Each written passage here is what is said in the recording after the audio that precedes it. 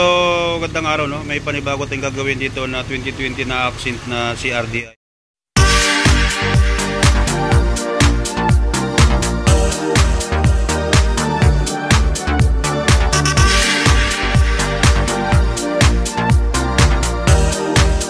So, history nito, nakadalawang palit na ng pressure switch.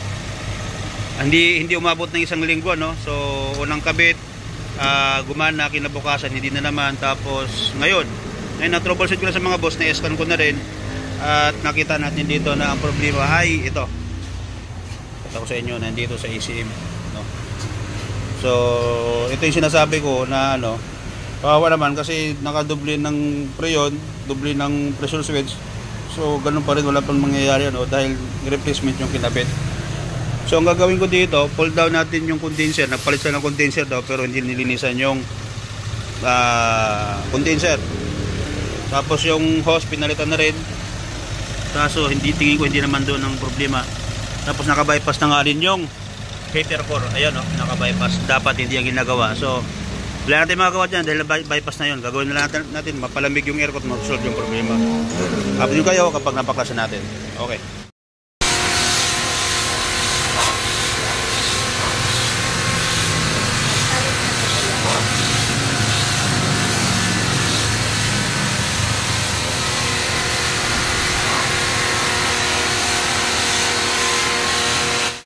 So mga boss, update natin. So nalinisan natin yung condenser, pati radiator nalinisan na rin.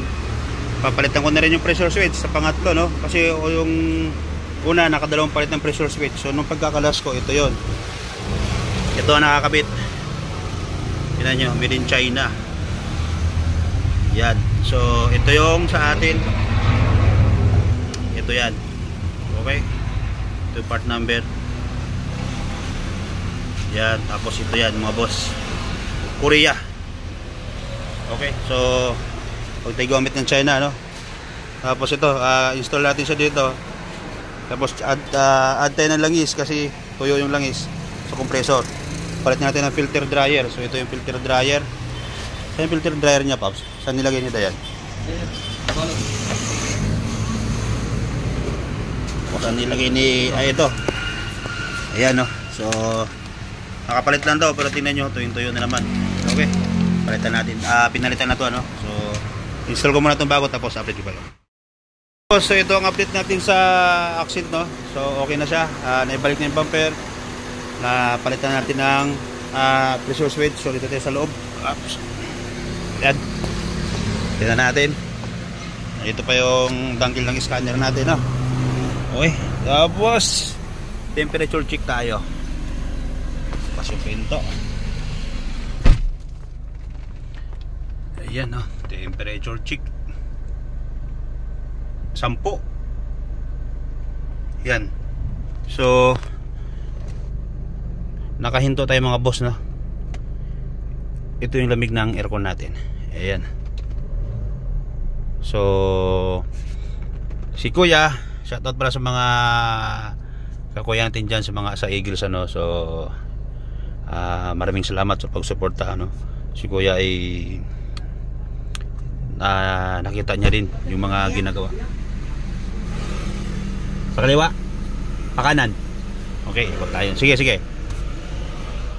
So ayan mga boss, no? So solve natin. Dalawa na ang shop gumawa.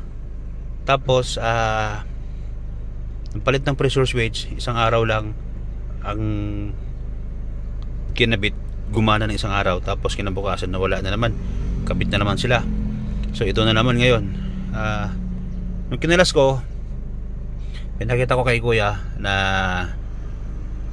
brand new at brand new. Ngayon pag kalas mga boss, nakita ko made in China. So hindi siya compatible pagdating dito. So pwedeng ikakasira ng module nandito sa loob ng aircon switch na yan.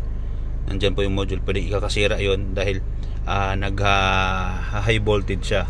So yun ang common problem dyan. Ngayon pag in-scan mo, makikita mo dun high voltage input, tapos low voltage output naman.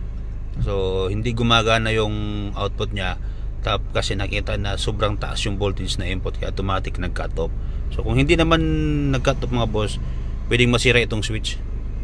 So malaking abala yun dahil doon sa pyesa na kinabit, no, na hindi naman para sa kanya.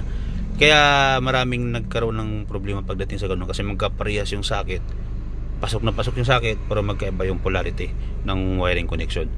So hindi naman pwedeng pang Nissan ilagay natin sa pang Hyundai kasi magkaiba po sila mga boss. Pwedeng pasok yung sakit pero magkaiba yung value, no? So sa loob. So ganito yung nangyari kay Kuya, no? So shout out dyan sa mga natin mga kuya natin na nagpapagawa din sa atin, So yun lang, kapag may katanungan kayo mga boss, pwede kayo mag-message sa number na dyan sa screen o kaya pwede kayong tumawag, So kung hindi ko masagot, medyo busy naman. Kung hindi naman busy tayo, masasagot natin. Tapos pwede nyo akong message sa page natin, So makikita po yan, Easy Work TV. Yun lang, maraming salamat sa pagtitiwala. Thank you.